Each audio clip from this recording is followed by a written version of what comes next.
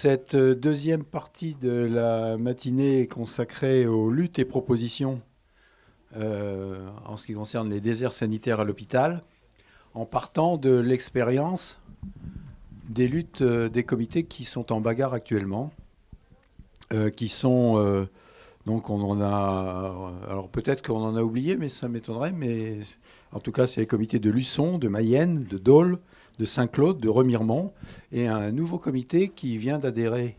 D'abord, on est très heureux de vous accueillir à la coordination nationale et à la fois de donner des perspectives à vos luttes et nous de nous enrichir de vos luttes. Et c'est justement ce dont on va parler maintenant. Comment? Le comité de Marmande. Je l'ai dit là tout à l'heure, je le disais là, je l'ai dit, voilà. Il y a d'autres comités qui ont adhéré, mais voilà. Bien. Je ne vois pas le comité de Luçon. Je vois en revanche le comité de Mayenne. Je propose à Pascal ou à un autre membre du comité de Mayenne, Pascal Grandet, de venir ici et de présenter. Donc c'est simple, c'est pourquoi on se bagarre, comment on se bagarre, quelles sont les difficultés, quelles sont les réussites. Voilà. Et les perspectives éventuellement. Voilà, c'est simple, pour chacun, là, vu qu'on a un peu de retard, ça fait 6-7 minutes par intervention. Tu prends un micro, tu vérifies qu'il est bien allumé. Tac. Voilà. Et à toi, Pascal Grandet. Voilà, comme je n'ai pas eu l'occasion de le faire, je vous transmets le salut de l'association Audace de Mayenne en défense de l'hôpital public et des services de santé du Nord Mayenne. C'est une association qui a 5 ans, un peu plus de 5 ans, septembre 2016, et qui s'est créée par un groupe de citoyens. On était 35 à la première réunion, autour des premières difficultés que connaissait l'hôpital de Mayenne. L'hôpital de Mayenne, c'est très rapidement environ 700 lits. C'est MCO et EHPAD, soins de suite, etc. Bon, un petit hôpital de plein exercice, comme on a pris l'habitude de le dire. 1180 salariés et un hôpital neuf, puisque on a la chance d'avoir des locaux qui ont été construits complètement en 2009 et 2013. Donc on a des locaux splendides avec 7 blocs opératoires, enfin tout ce qu'il faut pour fonctionner dans d'excellentes conditions. C'est un bassin de population de 100 000 habitants environ, puisque ça draine non seulement Mayenne, la ville de Mayenne qui se trouve au nord du département et sa région immédiate, mais aussi tout le nord Mayenne et aussi le Sud-Orne et le Sud-Manche, une partie du Sud-Manche qui est concernée par l'hôpital de Mayenne. Donc c'est quand même un hôpital relativement important par son nom, sa présence géographique. Il y a 5 ans, on a commencé à avoir des difficultés avec un déficit qui devenait de plus en plus important, alors que dans les premières années après la construction, on était dans une zone qui était tout à fait verte puisqu'on avait une progression d'activité régulière, et puis le déficit qui s'est installé et qui s'est amplifié. Des départs de médecins, enfin vous connaissez, on connaît tous ce schéma-là, et ça aboutit à une première un premier gros problème en janvier 2019 où, suite à un manque de médecins anesthésistes, la maternité et la chirurgie ont fermé pendant 3 semaines dans un premier temps. Finalement, ça a été 15 jours, ce qui a provoqué un véritable séisme et la sortie dans la rue de 2500 personnes, ce qui ne s'était jamais vu depuis 68 dans la ville de Mayenne qui compte 13 500 habitants. Les choses se sont bon an mal an rétablies, mais on était très attentif au fait que l'hôpital était en difficulté, que le déficit devenait carrément chronique. Au printemps dernier, donc au mois de juin, début juin, fin mai, début juin, on a appris que l'ARS avait concocté dans le dos de tout le monde, sans en parler ni aux élus, ni au personnel, ni aux usagers, un contrat d'engagement réciproque avec le centre hospitalier de Laval, qui est à 35 km de Mayenne. Ce contrat d'engagement réciproque signifiait la perte pour l'hôpital de Mayenne de la chirurgie conventionnelle et de l'unité de surveillance continue. Alors évidemment, tout le monde sait ici ce que ça signifie. Nous, on l'a expliqué dans des réunions et dans des journaux, dans des tracts, etc., en expliquant que, d'une part, la perte de la chirurgie conventionnelle, c'était de toute façon une perte et une détérioration des conditions d'accueil pour les malades qui devaient aller à Laval dès qu'ils devaient subir une intervention qui nécessitait une hospitalisation, mais qu'à partir de là, on commençait à tirer sur le fil de la pelote et qu'on risquait de se retrouver très vite avec des problèmes sur la maternité. Et au niveau de l'unité de surveillance continue, on avait directement des problèmes avec le service de cardiologie, puisque en USC, c'est principalement des problèmes en cardiologie, avec une détérioration aussi de l'accueil et même une mise en danger des patients, puisqu'on n'aurait plus pu accueillir tout le monde sur l'hôpital de Mayenne. Et puis, à très court terme, on voyait les choses se détériorer et l'hôpital de Mayenne devenir en quelque sorte une espèce d'hôpital local tel qu'il est défini dans le plan Ma Santé 2022, hôpital centré autour de la gériatrie avec un centre de radiologie, enfin vous connaissez le truc, quoi. Donc ça a bougé très fort, ça a bougé tellement fort qu'on a mis à nouveau 2200 personnes dans la rue le 26 juin et le 8 juillet, l'ARS, le jour d'un conseil de surveillance, l'ARS a retiré son projet en nous disant on retire et on se redonne 3 mois pour discuter, etc. Donc ça a été une première victoire et un premier recul. Bon, je dois vous dire que l'association, depuis 2016, ne fait pas que de se réunir tous les mois à peu près, de faire des réunions de ci, de là. On a vraiment labouré le terrain, non seulement sur Mayenne, mais aussi sur le Nord Mayenne, ce qui fait que maintenant l'association est connue, on va dire à une 50aine de kilomètres aux alentours de la ville de Mayenne. Ce qui fait que quand on appelle à une manifestation, avec bien évidemment des bonnes raisons pour le faire, on est assez écouté et assez suivi. Et on est suivi aussi par les élus parce que on a développé des relations avec les élus qui se font en toute indépendance, bien évidemment, d'ailleurs des élus de toute tendance politique, mais qu'on a en quelque sorte, comment je pourrais dire pour ne pas être trop péjoratif, mais qu'on a mis un petit peu en situation de ne pas pouvoir faire autre chose que de soutenir vigoureusement l'association, puisque le but recherché ne peut pas être dénoncé de leur part. Donc pendant l'été, on nous avait promis des discussions qui n'ont bien évidemment pas eu lieu, et on s'est retrouvé au mois de septembre avec un nouveau projet qui reprenait mot pour mot les projets du précédent du mois de juin, avec en plus un cynisme absolu, puisque on a noté, bien qu'on nous disait et qu'on nous répétait qu'il n'était pas question de mettre en question la pérennité de la maternité, était écrit dans le nouveau projet le fait de transformer la maternité bi-site, c'est-à-dire Mayenne-Laval, avec un recrutement commun, en une maternité de territoire. Bon. Alors, on nous dit aujourd'hui qu'on a compris de travers, mais tout le monde a compris de travers. Nous, ce qu'on a compris, c'est que à terme, la maternité de Mayenne serait supprimée, qu'on centraliserait les accouchements sur l'hôpital de Laval et qu'en quelque sorte, Mayenne, voire Château-Gontier ensuite, qui est dans le sud du département, serait transformée en centre de périnatalité, comme on le connaît dans beaucoup de territoires. Nous, c'est ce qu'on a compris, c'est ce que les élus ont compris, mais on est sans doute mal comprenant, puisque quand on a rencontré le directeur général de l'ARS, un garçon absolument charmant qui s'appelle Jean-Jacques Coiplet, qui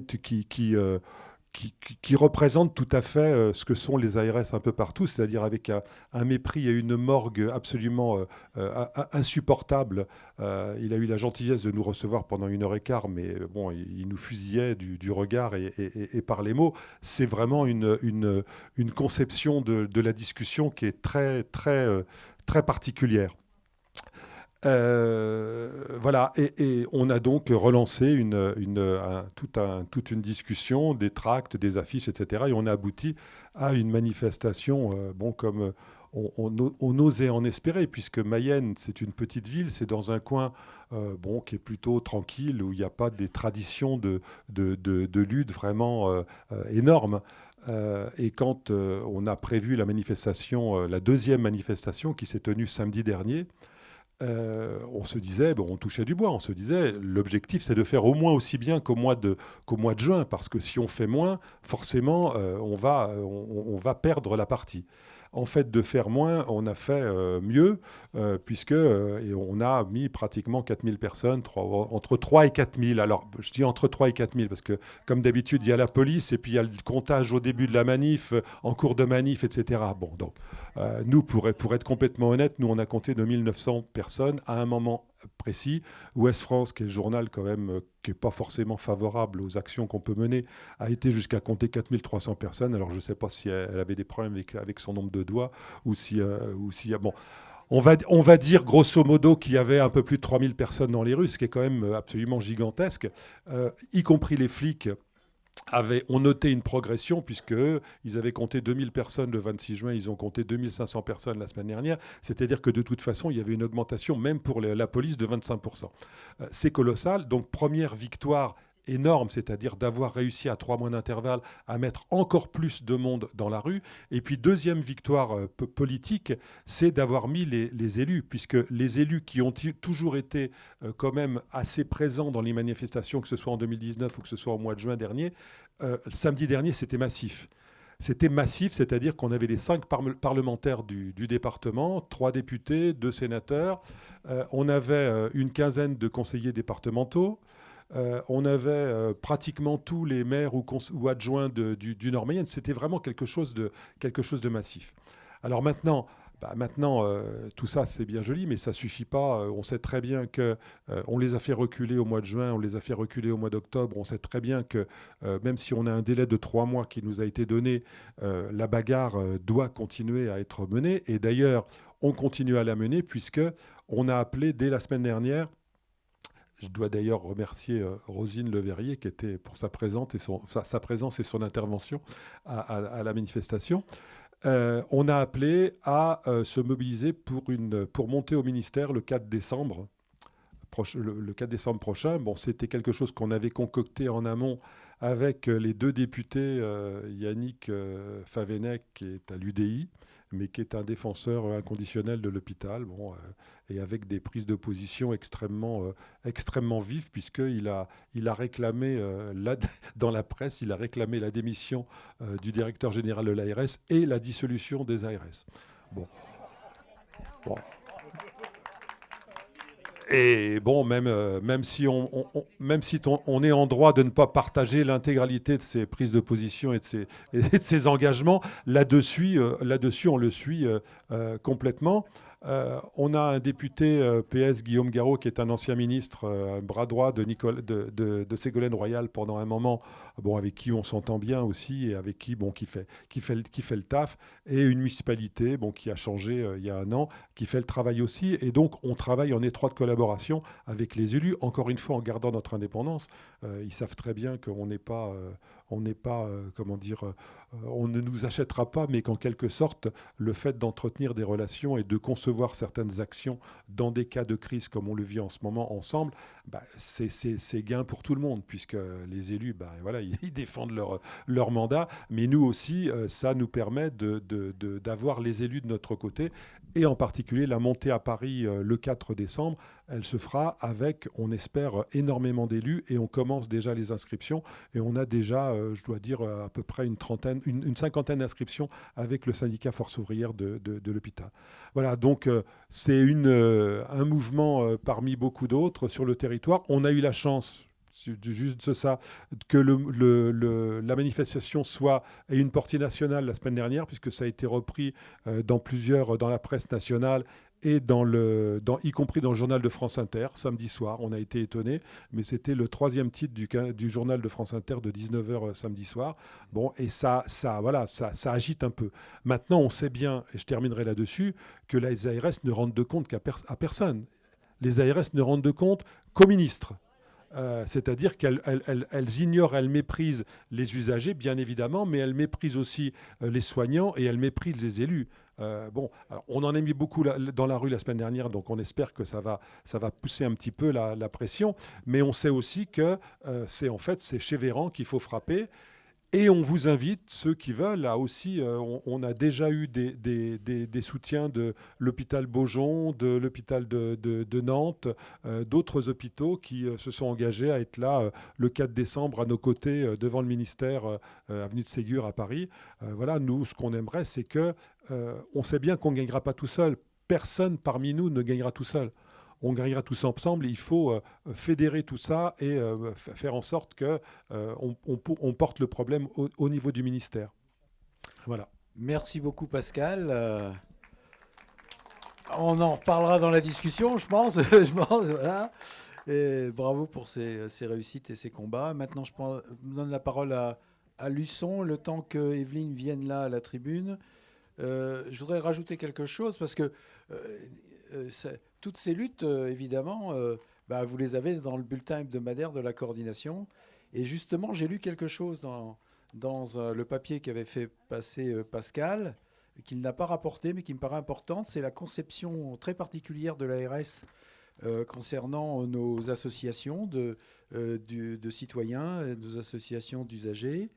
C'est que pour lui, leur mission, notre mission, c'est d'expliquer la politique de l'ARS à la population. Et ça, je trouve ça vraiment...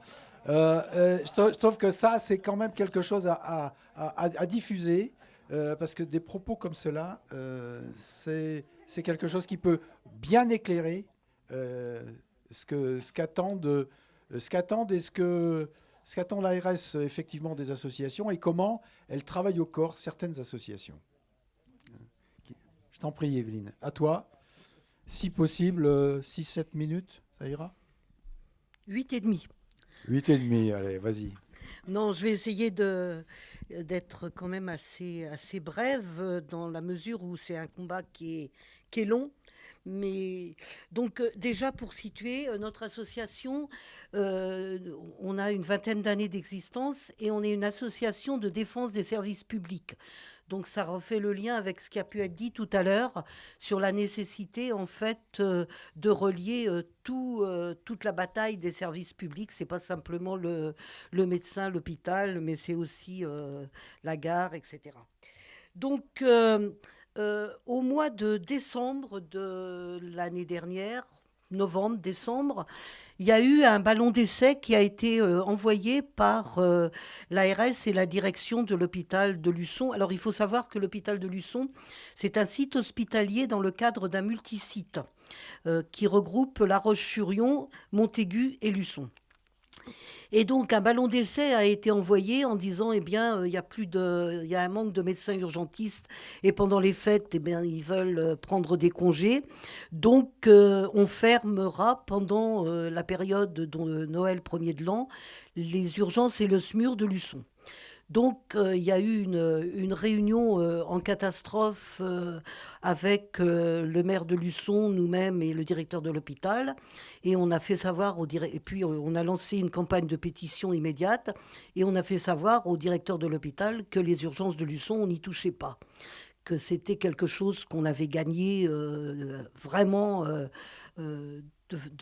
avec de grands combats il y a une vingtaine d'années et que c'était notre bien commun et qu'on n'y toucherait pas. Et ça, bon, il a vu que là, ça passait pas dans cette... donc là, il n'y a pas eu de suite qui ont été données. Par contre, début mai, eh bien, ils ont remis ça. Ils ont remis ça pour dire on est toujours dans des situations très compliquées. Il manque beaucoup d'urgentistes sur la Vendée. Donc, le site de Luçon, Urgence et SMUR, sera fermé pendant l'été. Alors, pendant l'été, nous sommes une région touristique où il y a un accroissement de population très, très important.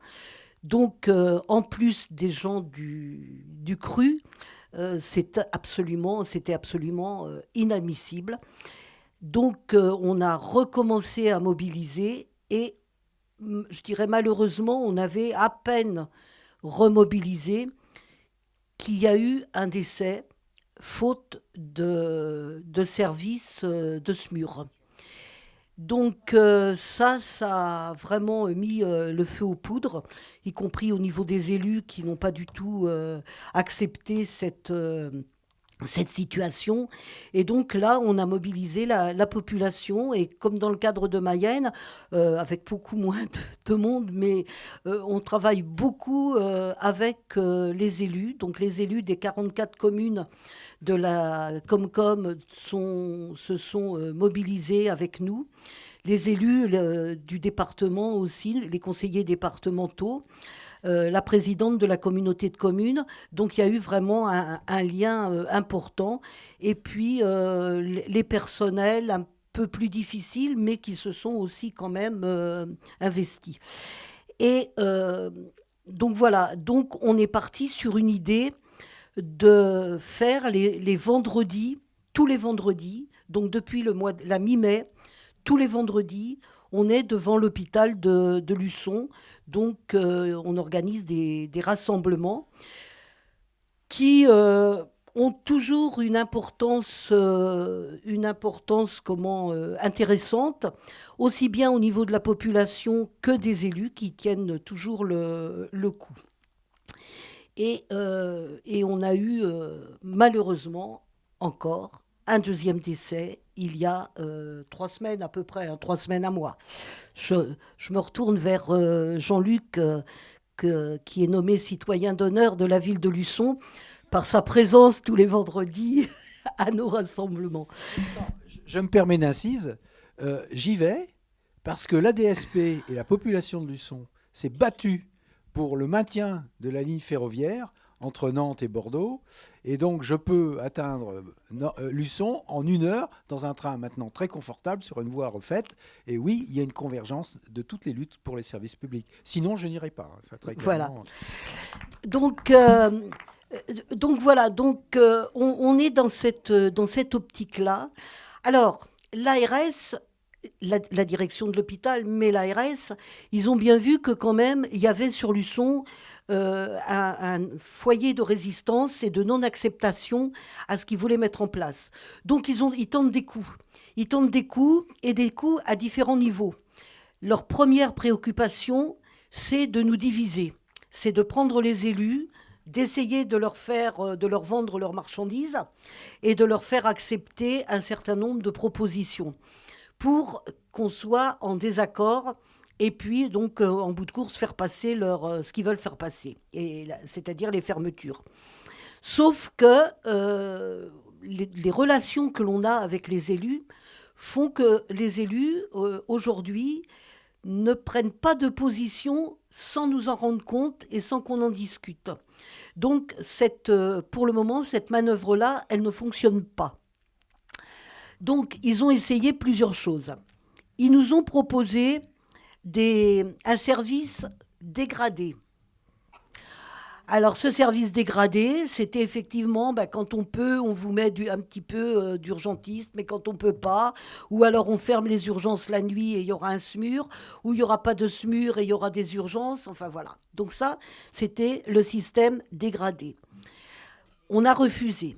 Il y a eu une réunion avec l'ARS, les médecins urgentistes, nous, les élus, et à cette réunion, il y a le médecin urgentiste référent qui a eu un mot malheureux, qui a dit on est obligé d'utiliser des stratagèmes.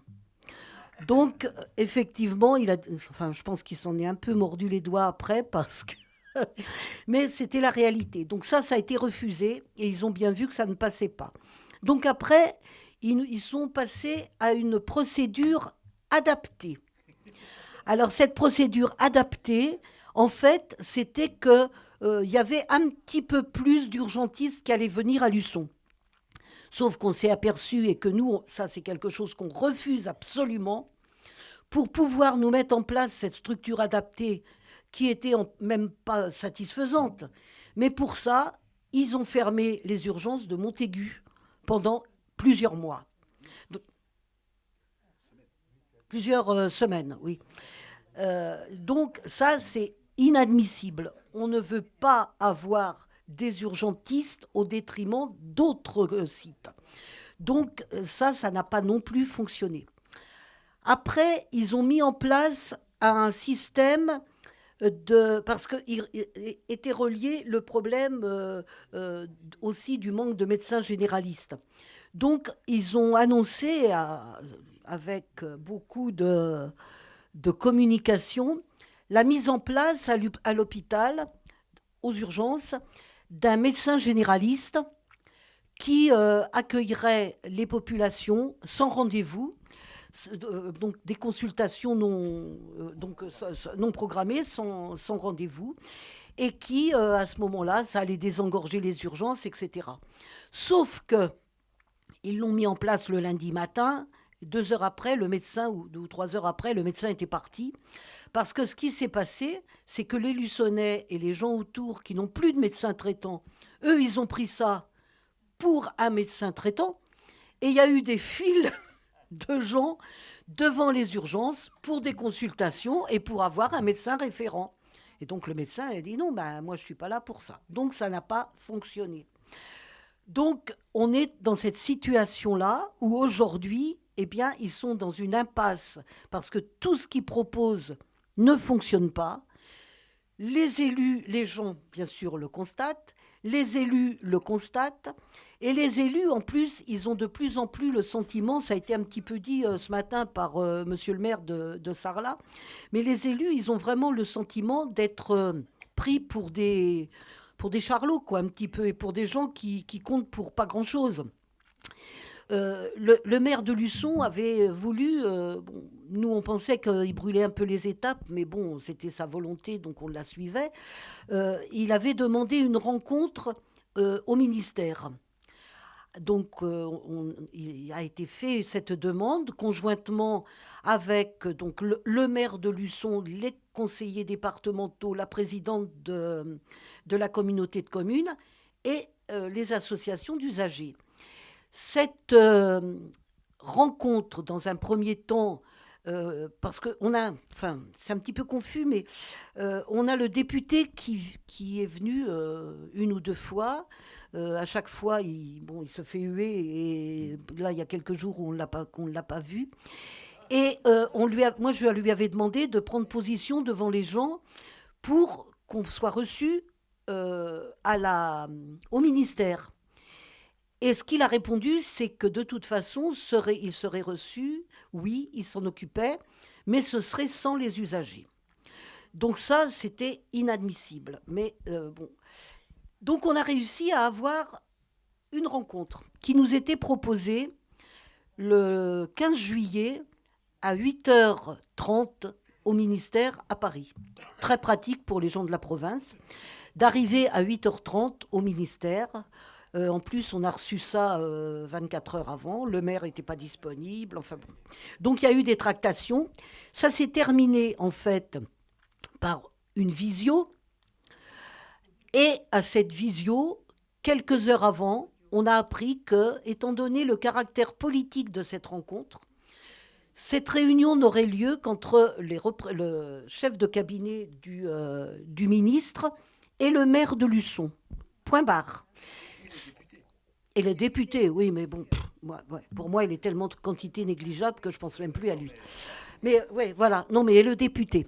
Donc ça veut dire que non seulement les usagers n'y étaient pas, mais que les autres élus co-signataires de la demande, c'est-à-dire les conseillers départementaux, la présidente des maires de Vendée et la présidente de la communauté de communes, étaient aussi mises sur le tapis. Et ça a été vraiment quelque chose aussi de très, très, très mal perçu. Et en fait, ça a abouti, ça n'a même pas été une visio, ça s'est fait par téléphone et ça a abouti au fait de dire, il n'y a pas de médecin, donc maintenant, point barre, il n'y a rien à voir, voilà. Donc, on est aujourd'hui dans une situation où il est hors de question de caler. Je referai référence à ce qu'a dit Jean-Luc tout à l'heure par rapport au train, parce que pour nous c'est important, parce que la population de Luçon et autour sont dans la démarche suivante, c'est de dire on a tenu des années et des années à occuper la voie ferrée, on a gagné, donc on est dans une position gagnante, on gagnera pour les urgences. Donc je crois que cette notion-là, c'est intéressant. Et on voit qu'au fil des jours, au fil de nos vendredis, les gens qui sont là deviennent de plus en plus acteurs de ce combat. Et c'est eux, y compris, qui amènent des initiatives ou qui s'investissent. Et ça, c'est maintenant, c'est leur bien, ils se la sont appropriés. Et ça, je pense que c'est effectivement toujours quelque chose d'important. J'ai eu des échos par rapport à hier soir. Hier soir, il y a les ambulanciers qui sont en grève et qui sont venus se joindre au rassemblement de l'hôpital parce qu'eux aussi, ils subissent les conséquences de ces fermetures. Alors, pour faire vite, Oui. je ne dirais pas, mais tu me connais, Jean-Luc, je ne dirais pas qu'aujourd'hui on a gagné, mais on est, pour nous, dans une démarche gagnante. Parce que cette démarche, elle a permis qu'aujourd'hui, on a quand même toujours des urgences et un SMUR. Certes, ce qu'il y a ne nous satisfait pas, mais il y a toujours ça. On a obligé, à mettre sur la place publique le problème de manque d'urgentistes sur le département de la Vendée. Et on a amené le conseil départemental à prendre une motion dans ce sens. Et aujourd'hui, à dire on ne lâchera rien, et c'est hors de question que les Vendéens n'aient pas un accès aux soins comme les autres.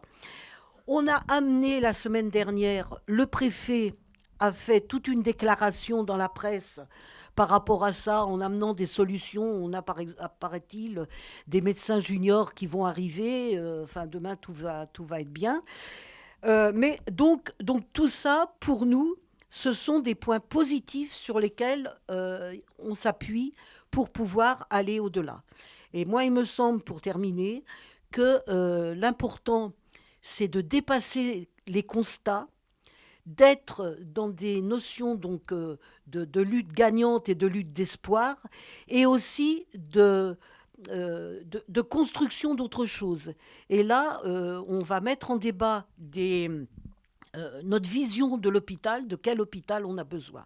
Et en parallèle, on en a beaucoup parlé, là on a pris la décision, donc la semaine prochaine on va saisir le défenseur des droits. Donc sur plusieurs aspects, bien sûr la rupture d'égalité, le fait que déjà que le droit à la santé, qui est un droit fondamental, n'est pas respecté, et que donc la rupture d'égalité et la mise en danger de la vie d'autrui. Voilà. Et on va également mettre en place le 17 novembre, si je ne m'abuse, aux environs de la mi-novembre, en centre-ville, on va faire un tribunal. Et donc ce tribunal, il y aura la partie, bien sûr, j'accuse, mais après la partie aussi proposition. Et donc voilà, un petit peu notre démarche. Merci beaucoup, Evelyne. J'avais une idée qui me venait, bon, tant pis, je l'ai oublié. Bon, c'est pas grave, ça me reviendra dans la discussion. Axel Frick, tu viens? Venez quand? Autant que vous voulez, 3 si vous voulez, il n'y a aucun problème. Voilà. Donc maintenant, les luttes et les propositions du comité de Dole. Ah oui, voilà. Evelyne a oublié, ces rassemblements sont un moment de débat citoyen extraordinaire, avec des témoignages de difficultés ou d'impossibilités d'accès aux soins. Et aussi de savoir comment on continue, etc. Il y a un débat. C'est vraiment passionnant. Moi, j'aime bien y aller pour ça, parce que j'apprends énormément de choses, on apprend énormément de choses. Et je crois que c'est une forme d'action qui peut être, évidemment, il faut être tenace, mais c'est une forme d'action qui permet d'enrichir nos réflexions, d'une part, et nos pratiques. À toi. Voilà, alors nous on va vous parler de Dole. Moi je vais vous dessiner un peu la situation, le contexte, et après Laurence va vous parler des luttes qu'on a menées. Alors Dole, c'est une petite ville de 23 000 habitants qui se situe entre Besançon et Dijon, à 50 km de deux grandes villes, où il y a des CHU des deux côtés. Et on a un hôpital général avec à peu près 1000 effectifs en soignants. Et on a un deuxième hôpital, c'est un hôpital spécialisé en psychiatrie, qui a un rayonnement départemental. Alors, notre comité a été créé en printemps 2019, suite à des fermetures de lits, à peu près 100 lits depuis 2019-2010, une 70 postes environ, et aussi de la fermeture de certains services comme la réanimation en 2014, et la deuxième ligne de SMUR la nuit en 2017, où il y a eu déjà des mouvements à Dole, des manifestations organisées par les syndicats, par certaines associations. Alors, mais sans structure, c'est-à-dire ce n'était pas un comité. Le comité qui a été créé au printemps 2019 se donnait une structure, c'est une association en 1901, et on a fait une assemblée constitutive avec environ 120 personnes. 160, bon je ne sais pas. Oui. 160 personnes en présence de Michel Antony, et il y avait une bonne dynamique du départ parce que tout le monde a constaté qu'il y avait vraiment une menace. Depuis le mois de décembre 2019, on alerte la population du bassin il y a à peu près 105 000 habitants qui sont concernés par cet hôpital, qu'il y a un risque de perdre la chirurgie conventionnelle, ça veut dire la chirurgie d'hospitalisation et d'urgence, et c'est-à-dire que ça a été par AS et par tous les je dirais les personnes officielles, députés et tout, ils ont dit non, c'est pas possible. Et même notre député, il a fait une interrogation à l'Assemblée générale nationale où il a posé la question et où la ministre a répondu ambulatoire. Et finalement, il a conclu qu'il n'y a aucun risque pour la chirurgie conventionnelle. Mais bon, aujourd'hui, après pas mal d'initiatives de notre part, Laurence va vous en parler, on est dans la situation que c'est pratiquement acté qu'on va perdre la chirurgie conventionnelle. Parce que il y a sur les 5 ou 6 chirurgiens qui sont présents actuellement, il y en a qui partent en retraite, il y en a un jeune qui part ailleurs, et il nous restera l'année prochaine qu'un seul chirurgien orthopédique, parce qu'on avait la chirurgie orthopédique et la chirurgie viscérale à Dole.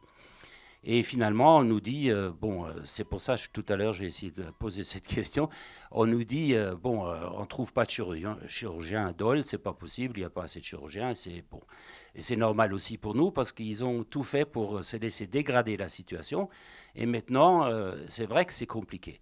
Mais nous, on n'est pas, on va continuer, on est persuadé que c'est possible de maintenir cette chirurgie, parce que le tout ambulatoire où les médecins viennent de Besançon la journée, il n'y a rien la nuit, et il n'y a aussi pas de chirurgie d'urgence. Ce n'est pas vivable pour une ville comme Dole.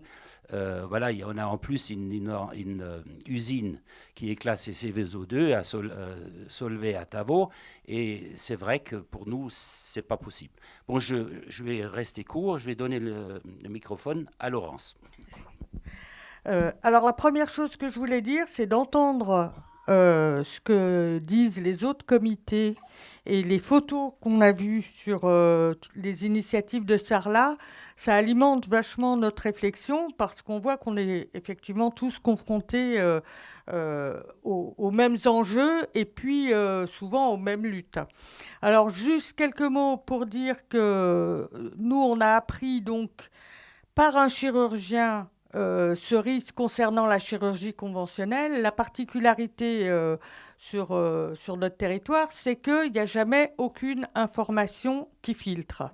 C'est-à-dire, là je reprendrai ce qu'a dit le maire de Sarlat ce matin, c'est que je crois qu'on a joué un rôle d'alerte essentiel par rapport à la population. Alors, alerte auquel certains ne croyaient pas au départ, mais alerte réelle par rapport à la population, aux élus et au personnel.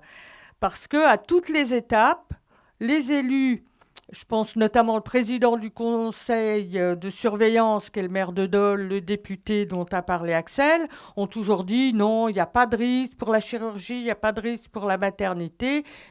Au départ, il disait, ce que dit le comité, c'est des inventions, c'est des mauvaises rumeurs, c'est pour faire peur aux gens, ça va décrédibiliser notre hôpital et faire perdre de l'attractivité à notre territoire.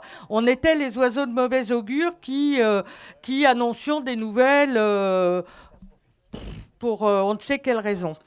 Et puis, tout ça s'est passé, on est arrivé en pleine période de Covid, puisque c'était l'année 2020. Et donc, on s'est dit, il faut qu'on trouve, au départ, des moyens d'intervention qui nous permettent de continuer à mobiliser dans cette période qui était sacrément difficile, où on pouvait difficilement se réunir. Et donc, on a pris comme initiative d'envoyer une proposition de délibération aux conseils municipaux du bassin.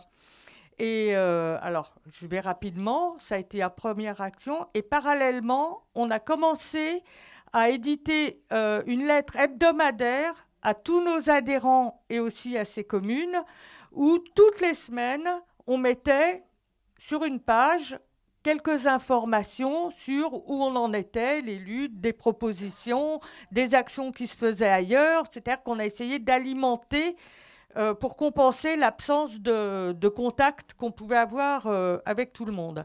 En mai 2020, on a fait la première manifestation à travers une chaîne humaine autour de l'hôpital qui a eu un très grand succès et où ce sont les soignants qui sont sortis, notamment de la maternité, avec des pancartes avec marqué « Merci » et des cœurs pour nous remercier d'être venus défendre les services de l'hôpital.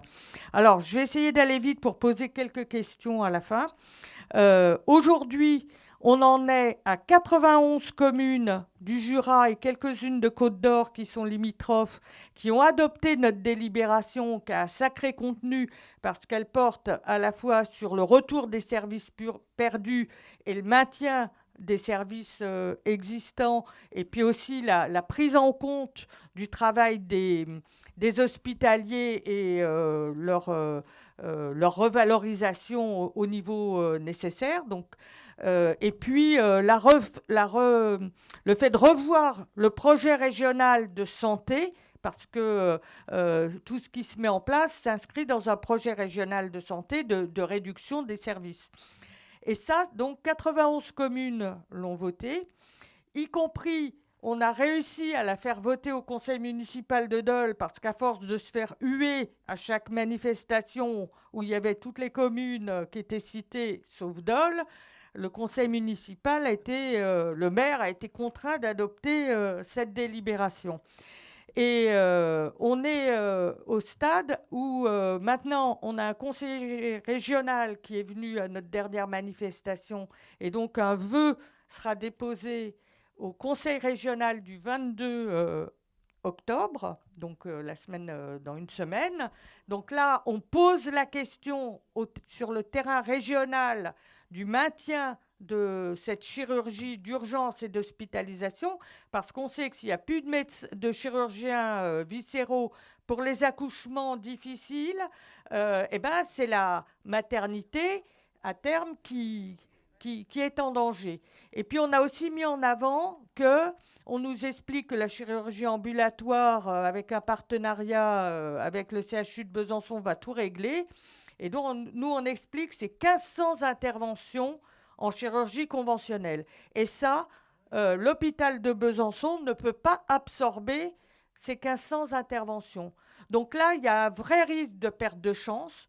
À la fin de notre dernier rassemblement, il y a une grand-mère qui est venue nous voir en nous disant le copain de ma petite fille qui a une vingtaine d'années a été hospitalisé en urgence la semaine dernière d'un accident de circulation. On croyait qu'il avait juste une jambe cassée, mais il avait la rate éclatée. S'il n'avait pas été hospitalisé à Dole, il ne pouvait pas être transporté ni à Besançon ni à Dijon. Il serait mort aujourd'hui.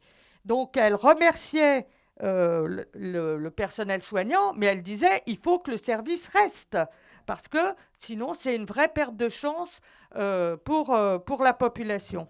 Alors, on est en pleine bagarre, on sent que c'est difficile, parce que là, je voulais le dire, on a la presse qui relaie, et je vais dire que le personnel soignant comme la population ne sont informés que par les initiatives qu'on mène. Et donc cette disparition de la chirurgie qui nous menace, on a réussi à la faire entendre parce qu'on a réussi à entraîner un chirurgien qui est venu témoigner à nos côtés. Alors, on a un écho dans la presse, on a un écho chez les élus. La population commence à être informée, mais voilà.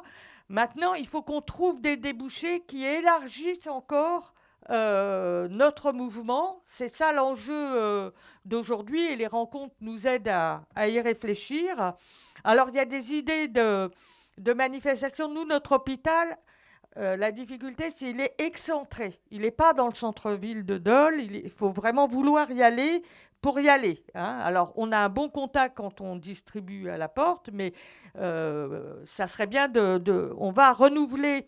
On va rencontrer de nouveau les syndicats la semaine prochaine pour essayer d'organiser des initiatives conjointes dans le centre-ville de Dole. Lundi matin, alors que depuis des mois, on leur écrit, on a un rendez-vous à l'agence régionale de santé, le directeur va enfin nous recevoir, même si on n'a pas d'illusion, comme ça a pu être dit, sur les réponses qu'il pourra nous apporter. On sait qu'on est dans un bras de fer, un rapport de force à installer. Et ce qu'il faudra qu'on mette en avant, c'est à la fois le soutien large qu'on reçoit des élus de la population, et puis le fait qu'on ne va pas lâcher, qu'on va amplifier notre bagarre. Et on se disait, alors on n'en a pas décidé le comité, mais on verra, peut-être qu'on peut se joindre à Mayenne, à Paris, le 4 décembre, pourquoi pas, parce qu'effectivement, c'est tous ensemble qu'on peut gagner. Ce n'est pas les uns contre les autres, mais c'est en unissant nos forces. Merci beaucoup. Très intéressant.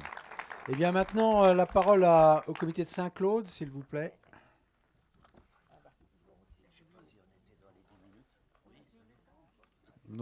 Non, pas vraiment, mais c'est pas. Mais c'est intéressant. Vas-y. Je t'en prie, tu prends un micro, celui que tu veux. Les trois. Ouais, d'accord, il n'y a pas de problème. Vas-y. Bonjour. Donc, il est 12h03. Hein. Donc, comité de défense et de soutien de l'hôpital de Saint-Claude, créé en 1995 par l'ancien maire de Saint-Claude, Francis Lao, qui donnera plus de détails sur la création. Endormi et réveillé en 2016 suite à la menace de 5 fermetures sur 5 services sur l'hôpital de Saint-Claude. Alors oui, le combat vaut le coup d'être mené, puisque on a réussi à mettre 5000 personnes dans la rue. On a fait un référendum d'initiative populaire, interdit par la loi évidemment, avec le consentement des maires derrière les urnes, avec 6127 oui, et je crois qu'il y avait 3 non ou 4 non. T'en parleras. Bon, voilà. Et oui, le combat vaut le coup d'être mené. Je tiens à vous dire que je viens du privé, je suis hôtelier-restaurateur. J'ai malheureusement perdu une fille de 7 ans de la leucémie. En 2003, j'ai créé une association qui, aujourd'hui, a apporté à l'hôpital de Besançon et à l'INSERM U314, qui est en train de se faire voler un brevet et un médicament. Donc, ils sont en train de le sauver. Donc, on va essayer de le sauver. Ils sont en train de faire une découverte fondamentale, majeure, internationale, parce que vous savez qu'à plus vous pliez à l'international, à plus ça marche. Donc, cette association a apporté pas loin de 800 000 € à la recherche. Voilà. Donc, l'hôpital, je suis dedans. Je sais de quel combat on mène. Moi, je vais vous dire aussi une chose. Je vous trouve par moment, parce que moi, j'ai déjà rencontré Priby, qui est le directeur général de l'ARS, trop à plat ventre devant ces gens-là. Mais rentrez-leur dans la gueule à ces gens. Moi, je vous le dis. Moi, ce type-là, quand je l'ai rencontré, il m'a dit on a besoin d'une étroite collaboration dans le Haut-Jura. J'ai dit monsieur, dans le mot collaboration, il y a le mot collabo. Et chez nous, ils ont été passés par les armes. Et il m'a demandé s'il le prenait pour lui. Je dis prenez-le pour vous, j'en ai rien à foutre. Aujourd'hui, ce type-là vient d'être décoré au mois de janvier de la Légion d'honneur. Il est l'exécuteur testamentaire des hôpitaux de Bourgogne-Franche-Comté. Voilà ce qu'il est, ce type-là. Donc, moi, je vous dis, quand vous rencontrez, ne vous levez pas, parce que moi, j'ai vu des gens qui se levaient devant lui comme ça, mais c'est quoi ces types-là? C'est un haut fonctionnaire d'État qui est là pour flinguer l'hôpital public, qui est là pour flinguer nos emplois, qui est là pour détruire tout ce qui a été construit par nos anciens. Donc, battez-vous, leur faites pas de cadeaux. Je passe la parole.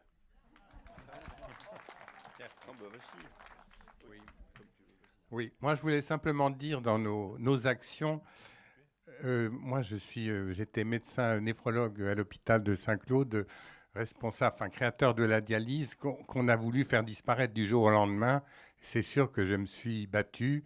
Et puis bon, la dialyse, c'est quand même pas facile de la faire disparaître du jour au lendemain avec une quarantaine de patients en traitement qui viennent 3 fois par semaine.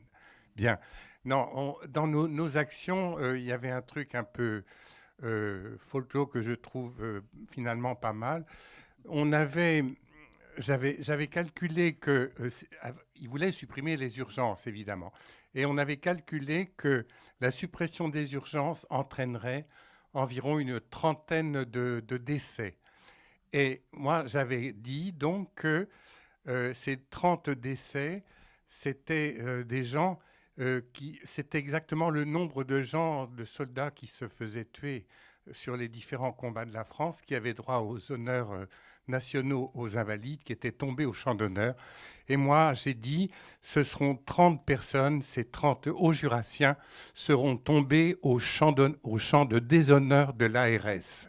Et on avait fait une manifestation on avait énuméré le nom des noms fictifs de personnes décédées en citant leur métier, etc. Et il y avait un trompettiste qui faisait la sonnerie aux morts à chaque nom. Voilà. Oui. Et on avait aussi organisé un récital, parce que moi je suis pianiste aussi, pas trop mauvais, et on avait fait un récital au profit des futures victimes de l'ARS. Et ça, c'était assez bon, les affiches dans toute la ville. Voilà. Merci Jean-Paul. Oui, quelques mots sur une initiative que nous allons reprendre en cours, que l'on a baptisée. Ce n'est pas très original, mais en allant sur le terrain, nous allons en montrer tout l'intérêt. Les États généraux de la santé dans le Haut-Jura. Le Haut-Jura, tout le monde ne le connaît pas, le Haut-Jura, André n'en a pas beaucoup parlé. C'est 50 000 habitants, une région de moyenne montagne, enclavée avec de vrais hivers. J'ai fait du ski fin février, du ski de fond cette année avec moins 19 degrés. Donc nous avons encore, malgré le réchauffement climatique, des hivers présents au rendez-vous. Alors pourquoi cette idée d'états généraux ? Eh bien cela est venu, André l'a évoqué, après une très belle initiative, d'un référendum d'initiative citoyenne, interdit avec des pressions du préfet et des sous-préfets pour ne pas le faire, où sur 50 communes du Haut-Jura et de ses 50 000 habitants, nous avons pu organiser les 26 et 27 janvier 2019 un référendum dans 34 bureaux de vote de 32 communes, avec une seule question: êtes-vous pour la réouverture de nos services de maternité, pédiatrie et chirurgie complète suivie d'hospitalisation? La réponse est évidente, bien sûr, mais au-delà de la réponse, c'est la participation. Il n'y avait aucune autre consultation, bien sûr, ce jour-là, samedi et dimanche, aucune autre consultation nationale ou locale. C'est nous qui avons fait connaître cette initiative en rencontrant pratiquement tous les maires de ces communes, avec les personnes qui sont là à côté de moi, André et Jean-Paul. Et 6158 personnes ont participé à ce scrutin exceptionnel, avec bien sûr 6128 oui, une vingtaine de non et quelques nuls. Mais c'est au-delà du résultat que tout le monde attendait, bien évidemment, c'est cette participation exceptionnelle, avec un détail qui m'émeut toujours quand j'y pense.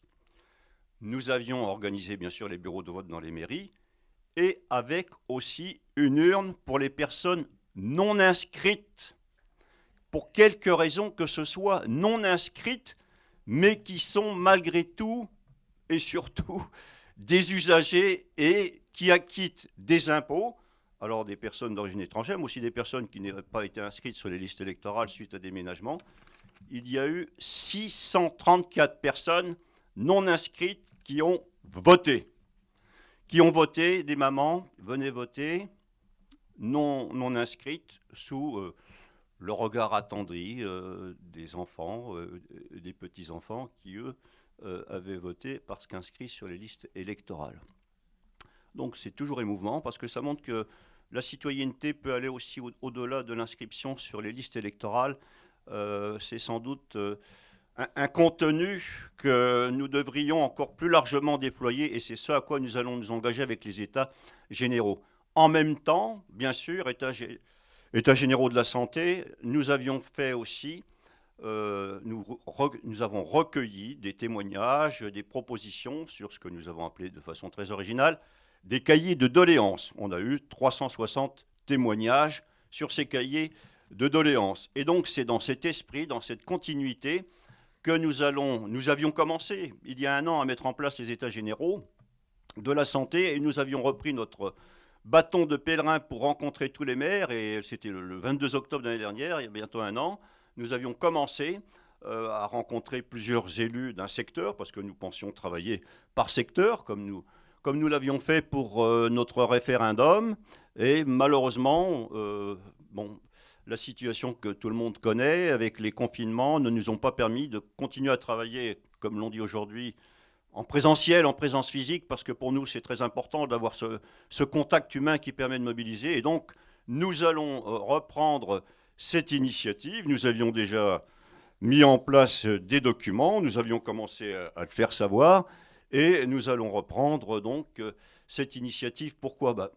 Pour qu'à nouveau, la population du Haut-Jura soit mobilisée pour défendre ce que nous appelons le vaisseau amiral de la santé publique dans le Haut-Jura, parce que nous avions 5 services menacés.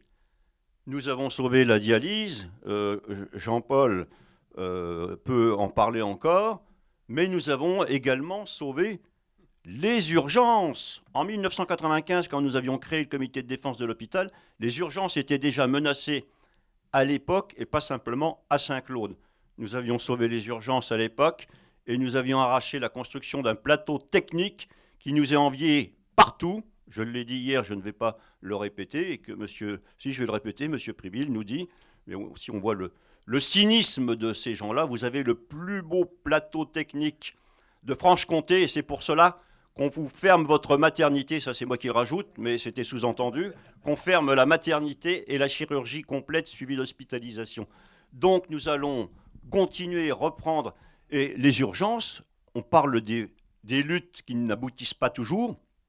Ben oui, nous n'avons pas encore permis la réouverture de notre maternité, de notre chirurgie, mais les urgences, c'est notre mobilisation et elle seule qui les a sauvés. Et ça, nous ne le disons pas suffisamment à ceux qui nous disent ben vous voyez, ça ne sert à rien votre combat, vous n'arrivez pas à faire réouvrir la maternité. Oui, mais on a sauvé les urgences. Alors les urgences, on en a un peu parlé aujourd'hui et hier. Les urgences chez nous aussi fonctionnent d'une façon assez particulière, 24 heures sur 24, avec ce que l'on appelle des cliniciens, qui ne sont pas des praticiens hospitaliers, mais qui ne sont pas des intérimaires. Mieux payés que des praticiens hospitaliers, mais beaucoup moins que des intérimaires. Voilà comment cela fonctionne. Mais comme nous n'avons plus nos services de maternité et de chirurgie complète, eh bien, il n'y a pas longtemps, le chef du service des urgences m'a dit « Mes urgentistes, voilà quel est leur souci quand ils accueillent un patient, c'est est-ce que je vais avoir une ambulance ?» Parce qu'on a un service aussi de transport interhospitalier complètement dégradé. Et puis aussi, eh bien, on a un directeur autocratique qui est à l'image de ses pairs et autres supérieurs qui voulait, il n'y a pas très longtemps, nous fermer le laboratoire de nuit. Le laboratoire de nuit, ben on s'est mobilisé avec les personnels. Et aujourd'hui, mais c'est pareil, c'est toujours en sursis, le combat ne finit jamais. Le laboratoire, il fonctionne toujours la nuit, aujourd'hui, encore à Saint-Claude. Donc on continue de se battre. Et ce que dit Marc Namour, un rappeur originaire de Saint-Claude, le plus difficile, ce n'est pas d'entrer en résistance, c'est de tenir la distance. Nous la tiendrons à Saint-Claude et partout aussi dans tous les comités de défense représentés aujourd'hui. Et donc, nous continuons à travers ces états généraux avec des allers-retours entre le comité de défense, les élus, pour associer tous les praticiens, les personnels hospitaliers, mais également les autres personnels, médecins, kinésithérapeutes, etc., libéraux ou en maison de santé. Nous en avons une à Saint-Claude. Et c'est vrai que nous devrions nous battre maintenant pour un centre de santé aussi. Bon, on en parlera cet après-midi avec les expériences départementales. Donc la bataille pour nous, elle ne fait que continuer depuis des décennies. Et moi, je le dis souvent, bien que je sois encore jeune, malgré ce que certains disent sur mes cheveux blancs que je viens. Je mourrai avant l'hôpital de Saint-Claude. Mais nous restons optimistes. Voilà. Merci beaucoup. Juste pour rajouter, parce que Laurence, tu vas rencontrer ce grand connard de Priby, là. On a 10 femmes qui ont accouché sur le bord de la route. 10 femmes. Et vous savez la réponse de l'ARS ? Les enfants vont bien. Ouais, bien sûr.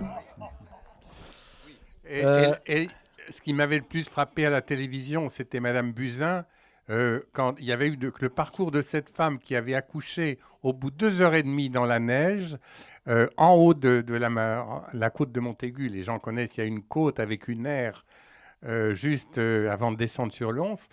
Et Madame Buzyn avait dit on ne va pas ouvrir la maternité à Saint-Claude pour des raisons de sécurité. Alors moi, j'ai toujours pensé, j'étais outré par cette réponse, et j'ai toujours pensé que la seule action positive qu'elle aurait pu faire, c'est créer un nouveau panneau de signalisation routière. Attention, danger, accouchement. Merci. Merci. Est-ce que le comité de Remiremont peut venir Ouais, bah oui, mais justement, en 10 minutes, fais attention. Et après, on terminera par Marmande. Voilà.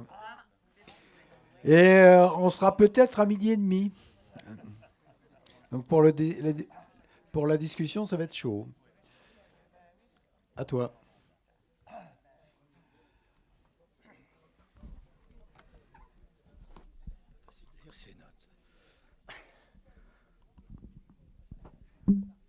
Oui, donc Remiremont, centre-bourg de 7000 habitants, situé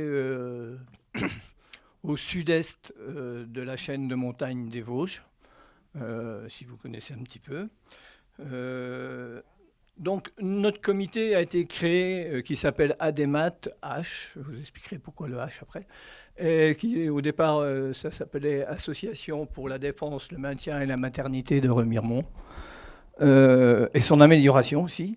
On a 2 acquis importants. On s'est créé en 2016.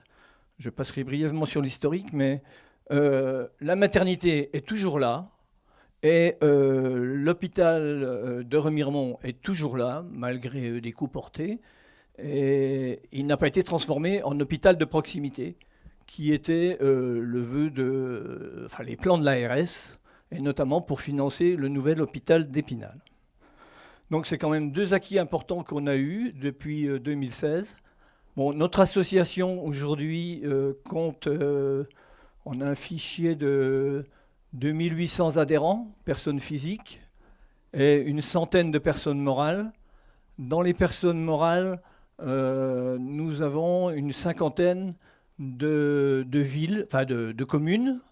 Les 3 intercommunalités sont adhérentes et le pays, le PETR, le pôle d'équilibre territorial rural, est également adhérent de l'association. On rayonne donc sur un bassin de vie de 100 000 habitants à peu près, parce qu'il y a le nord Haute-Saône qui est concerné de près qui est tout à fait à proximité de la ville de Remiremont, enfin une trentaine de kilomètres. Et disons que la frange des bourgades au-dessus de Lure-Luxeuil sont concernées directement par le maintien de cet hôpital. On s'est créé au départ sur 2 intuitions fortes. La santé, ça concerne tout le monde. Donc on ne fait pas de distinction de ce que pensent ou de ce que font les uns et les autres. On leur dit, vous êtes concernés par ça. Et deuxièmement, l'hôpital, le service public, c'est notre bien commun. Et c'est à partir de ces deux intuitions que nous avons réussi, enfin, que nous menons notre développement et nos actions. En cours de route, outre le fait qu'en 2016, il y avait une bataille forte contre la fermeture de la maternité, on a mené bataille aussi contre la fusion avec l'hôpital d'Épinal. Et c'est toujours d'actualité actuellement, au moins en filigrane. Et on a mené aussi une bataille contre le fameux contrat de performance qui prévoyait 25 millions d'économies sur les deux hôpitaux, Épinal et Remiremont, parce qu'il y a une direction commune. Ce qu'ont laissé passer à l'époque les élus au cœur de la bataille pour la fermeture de la maternité. Parce que, pour l'anecdote, il y avait en 2016, le 9 mars, 2000 personnes dans les rues de Remiremont, avec beaucoup de bleu, blanc, rouge. Et 8 jours après, il y avait un conseil de surveillance où la délibération d'une direction commune passait, et ils l'ont voté. Bon, nous, à l'époque, on était un peu des petits garçons, on était sur la pointe des pieds, on n'allait pas trop loin. On a, au-delà des deux acquis importants que je vous ai dit en introduction, on a quand même des revers. Hein. On n'a pas évité la fermeture de la cardiologie en 2018, 20 lits de médecine en 2019. Au 1er février est arrivée la fermeture de la permanence de soins en chir viscérale au profit d'Épinal. Alors, avec un argument incontournable, enfin, je veux dire, c'est même plus les raisons financières. Enfin, les directeurs, ils n'ont plus besoin de faire le travail. Ils disent, il n'y a plus de médecins. C'est vrai. Et donc, voilà, si vous voulez qu'on s'en sorte, c'est la seule solution, quoi. Puis en plus, la nuit, il n'y a pas quand même grand monde qui vient, enfin, etc. Vous connaissez le discours. Et puis, même si les contrats de performance sont suspendus, dans ce qui était prévu, il y a quand même, au 1er janvier de cette année, ils ont privatisé, externalisé le service de bio-nettoyage. Au sortir de la crise Covid, parce qu'on a quand même rebondi sur le fait que, auprès des élus et de la population, en disant, vous voyez, le combat qu'on a mené, même si certains nous disaient, c'est inscrit dans le marbre, c'est fatal, il n'y a rien à faire, ça ne sert à rien ce que vous faites, enfin, vous connaissez tous ce qu'on entend. On leur dit, non, vous voyez, ça a servi à quelque chose. Et heureusement que l'hôpital était là, parce que c'est l'hôpital des Vosges qui a eu le plus à faire de cas Covid à ce moment-là, puisque, historiquement, vous savez que l'épidémie s'est développée d'une manière foudroyante à partir de Mulhouse, et nous, on est complètement de l'autre côté, enfin, c'est la chaîne des Vosges qui sépare, mais après, c'est arrivé dans nos vallées, et il y a eu, à cette époque-là, des taux de mortalité qui ont été doublés, quoi, source INSEE, hein. Et au sortir donc de la crise Covid, on a lancé un appel à tous les élus en disant faites de la santé une priorité du développement du territoire. Et il y en a un certain nombre qui ont répondu. On leur a dit en même temps amenez-nous au conseil d'administration ou dans nos instances un référent santé pour faire le lien entre nous et vous, parce que c'est bien qu'en tant que maire, vous avez des quantités de dossiers à régler et que celui-là est un parmi tant d'autres.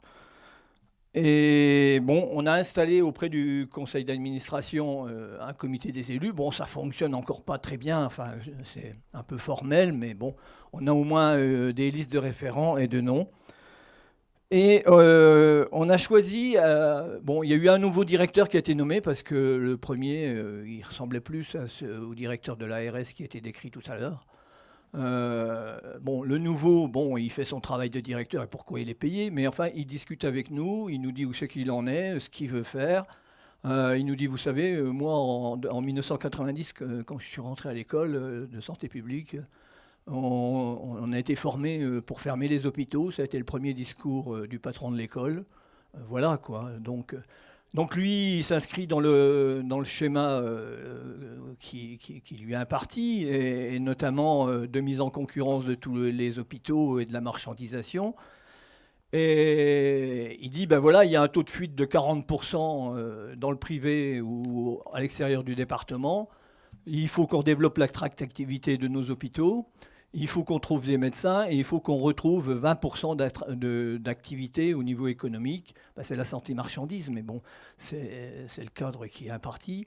Et on équilibre financièrement.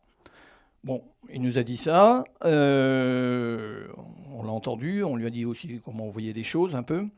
Et puis, on a choisi, là, parce qu'il y a l'histoire des investissements qui arrivent là, avec le Ségur, là. On a quand même choisi d'accompagner sur 2 dossiers les investissements. Un deuxième IRM à Remiremont, parce que les délais sont trop longs, et un service de cardiologie interventionnelle à Épinal avec une coronarographie, parce qu'il n'y en a pas, et il y a 4000 Vosgiens qui vont ou dans le privé en Meurthe-et-Moselle ou au CHU pour se soigner, alors que les insuffisances cardiaques sont la première cause de mortalité prématurée dans les Vosges, et qu'on a un indicateur, c'est paru dans le bulletin hebdomadaire, le bulletin épidémiologique hebdomadaire de 2020, je crois février 2020 si je ne me trompe pas, où, d'après une enquête, le taux de mortalité à 30 jours après un AVC est très défavorable dans notre département. Donc, on a choisi de se battre là-dessus. On doit faire une réunion publique le 26 et patatrac, fin septembre, la chef de service des urgences nous informe que la fameuse loi RIST, à partir du 27 octobre, va avoir des conséquences catastrophiques sur l'hôpital et son service en particulier, et que le tableau prévisionnel fait qu'elle ne peut occuper qu'une ligne d'urgence à partir d'une ligne de SMUR, ou une ligne d'urgence, enfin je ne maîtrise plus très bien, à partir de cette date, et qu'il n'y a rien de prévu pour le jour, ni pour la deuxième ligne. Alors ça nous a complètement perturbés dans la préparation de cette réunion publique. On s'est même demandé si on allait la faire. Et pour finir, on a dit on la maintient. Même si on ne maîtrise pas tout, tant pis, on va aller discuter avec les gens, parce que ça fait 2 ans qu'on ne s'est pas réunis en présentiel, et on va faire cette réunion. Voilà un peu où nous en sommes. Je conclurai simplement sur l'histoire de la volonté politique. Si on est porteur des aspirations et des demandes de la population, c'est des arguments imparables.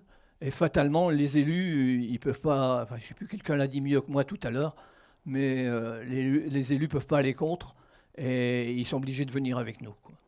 Voilà. Merci beaucoup.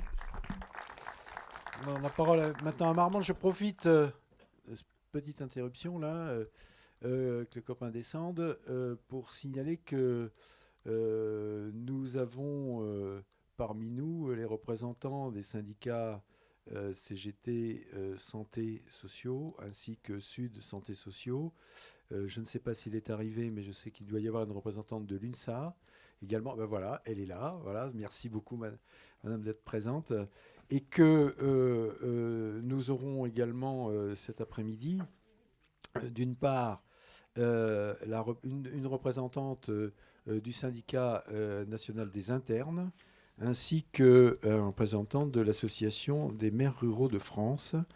Et puis, nous avons un morceau de choix avec la députée La République En Marche de la circonscription, accompagnée d'une de ses collègues, représentante des Français à l'étranger, si je me souviens bien, et médecin.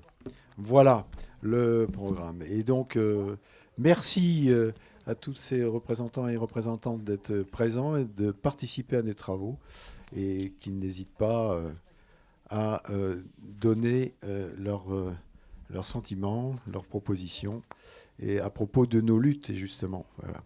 Eh bien, maintenant, la parole à Marmande. Oui. Je t'en prie. D'accord. Donc, merci de nous donner l'occasion de nous exprimer rapidement. Nous sommes en lutte depuis longtemps. Et là, nous nous sommes rapprochés de la coordination. On s'était déjà rapprochés il y a quelques années au moment de la loi Bachelot. Ça veut dire qu'il est midi. Oui, j'ai pas beaucoup de temps. Donc, je veux simplement dire pour l'action, pour donner une dynamique à l'action, on a obtenu, à l'époque, j'étais conseiller régional au conseil d'administration de l'hôpital d'Agen. J'avais mis mon mandat au service du mouvement, puisque c'était le premier IRM qui arrivait en Lot-et-Garonne. Et le directeur nous dit, c'est le groupe Arpin, Saint-Hilaire, une clinique privée importante qui avait des responsabilités nationales, qui veut le prendre. Donc, on a mobilisé la population, on a collecté 25 000 signatures et 300 délibérations dans tous les départements de conseils municipaux. Et donc, on a obtenu l'implantation, le premier IRM du Lot-et-Garonne à l'hôpital d'Agen. C'est l'hôpital qui est en co-utilisation avec les praticiens privés, évidemment.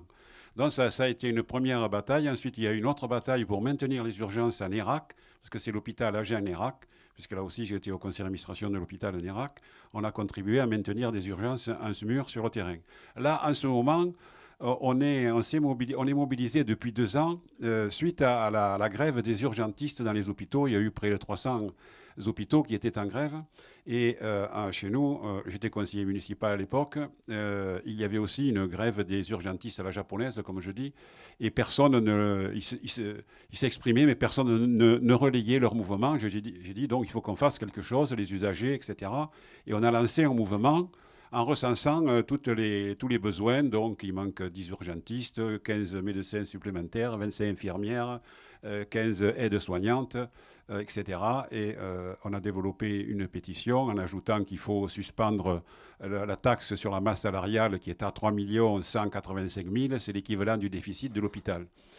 Sans parler des salaires qu'il faut augmenter, même si le Ségur a fait un peu bouger les choses. Donc, on a lancé cette pétition, on en a collecté depuis 10 000. Cet été, on nous annonce, et on est toujours, tous les lundis, on était devant l'hôpital, sur les marchés, etc. Et cet été, l'hôpital annonce, l'ARS annonce qu'ils vont fermer les urgences la nuit ou mettre en mode dégradé. Donc il y a eu une mobilisation.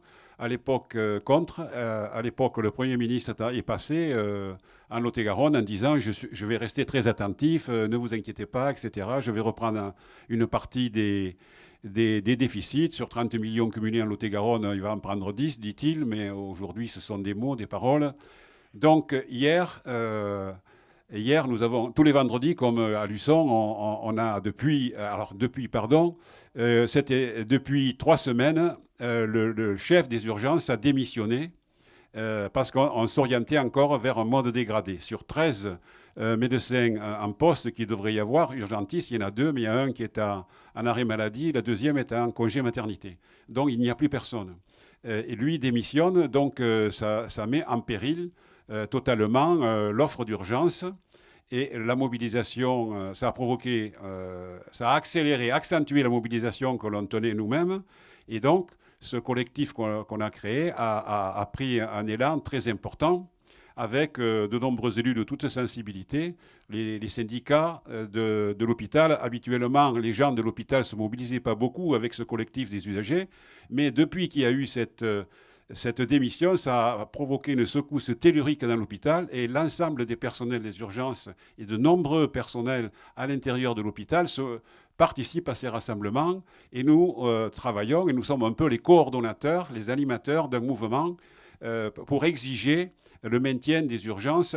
Alors, en prenant en compte les propositions du médecin-chef qui a démissionné, lui, il propose un mode un peu allégé. C'est ce que je disais tout à l'heure. On est bien obligé de partir de la réalité pour passer le cap et aller vers, une santé qui réponde à ce qu'on souhaite tous. Donc, il propose, lui, donc, des urgences avec pas une sélection, mais un filtrage par l'ARS de manière à libérer, en mettant en place un système de centre de santé temporaire sur la ville, sur le territoire, pour les petites urgences et de le maintenir pour faciliter l'accès, parce qu'il n'y a plus d'attractivité, disent-ils, les urgentistes ne veulent plus venir, intérimaires. Ça devient trop compliqué, il y a trop d'attentes, 10, 12, 15, 20 heures d'attente. Donc, ils ne veulent plus venir, ça met en péril les patients et ça met en péril aussi la responsabilité des médecins. Donc, lui propose cette alternative que l'on considère, nous, comme passagère, pour passer le cap. Voilà où on en est aujourd'hui. Et maintenir 2 médecins urgentistes en permanence à Marmande, un pour les accueils et un pour le SMUR. Voilà. Et donc, conclusion, hier, on a, avec cette mobilisation, la population, les élus de droite, de gauche, les Gilets jaunes, même les syndicats CGT, CFDT, FO de l'hôpital, ont donné leur quitus, se sont mobilisés aussi. Donc, on est maintenant environ un peu plus de 200 toutes les semaines. Il y avait le président du conseil de surveillance qui s'est exprimé, qui est venu.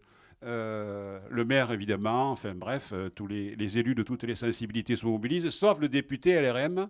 Donc, comme il y a quelqu'un qui vient tout à l'heure, il nous a même dit qu'il n'avait pas le temps, qu'il avait autre chose à faire. C'est vrai, mais ça fait quand même plusieurs semaines. Il me répond que lui, il fait des choses, il ne fait pas de buzz. J'ai dit, c'est un véritable mépris à l'égard des gens qui, comme j'ai dit, la santé, c'est très intime du prénatal à la fin de vie. C'est une question sensible. Et les soignants, on a bien vu hier, il y a un médecin qui est intervenu pour dire on a besoin de vous, parce qu'en gros, on sentait derrière on a besoin de vous, on a besoin d'être soutenus parce que nous souffrons de cette situation, parce que c'est notre engagement, notre presque sacerdoce. Voilà. Donc, nous avons engagé ça, et c'est pour ça que j'ai dit tout à l'heure, on se disait, est-ce qu'on va accepter? Alors, on ne sait pas si ça va réussir, cette affaire, cette proposition concrète. Mais à mon avis, si on veut réussir à faire basculer les choses, il faut qu'on embarque les choses de manière à pousser vers d'autres moyens. Et on envoie une lettre au Premier ministre, au ministre de la Santé et aux députés qui se manifestent avec un silence assourdissant, comme on dit. Donc, pour dire, il faut des moyens durable dans cet hôpital de proximité, de plein exercice. Voilà, je vous remercie. Merci beaucoup. Alors là, je suis désolé, mais le repas est prêt. C'est ce que vient de me dire Jean Sève. Il est servi. Donc, nous ne pouvons pas débuter. Ouais. Tu me laisses 5 secondes. 5 secondes. Je t'en prie. D'abord, pour moi, qui suis avec Michel, un animateur aussi de ce collectif, je vous remercie à tous et à chacun, parce qu'il y a des expériences qui vont compter pour moi, qui vont... on va travailler là-dessus, parce que j'ai entendu des choses intéressantes. Et la deuxième chose que je voudrais dire, ce qu'on n'acceptera jamais, que dans un pays aussi riche, on en soit arrivé dans des situations dramatiques comme on est aujourd'hui. Ces choix, il faut les combattre, et on va les combattre jusqu'au bout. Merci à tous, bon appétit. Merci. Attends, Jean Sève du comité de Sarlat a une annonce à vous faire. Oui, juste une toute petite chose. Normalement, quand vous sortez de la salle, vous devez passer par la gauche. Il y a un sens de circulation. On monte par le côté droit et on sort sur la gauche.